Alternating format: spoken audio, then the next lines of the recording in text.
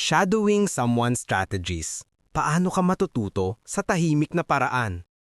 Minsan, hindi mo kailangang magtanong ng paulit-ulit.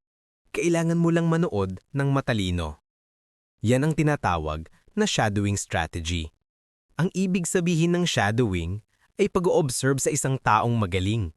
Pwedeng boss mo, mentor, o kahit taong hinahanggaan mo.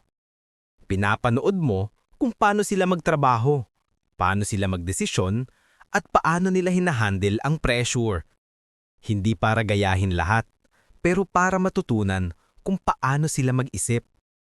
Kasi minsan, mas marami kang natututunan sa panunood kaysa sa pakikinig lang sa lecture o advice. Kapag may mentor ka, observe quietly. Tingnan paano nila ayusin ang problema. Kapag nasa trabaho ka, tanungin sarili mo, paano kaya nila nagagawa yun? At kapag may pagkakataon, subukan mong i-apply yung nakita mong strategy sa sarili mong paraan. Ang shadowing ay parang secret training ground. Hindi mo kailangang laging magsalita, pero unti-unti nagle-level up ka. Hindi mo kailangang maging pinakamagaling agad. Sapat na matuto ka sa mga magagaling.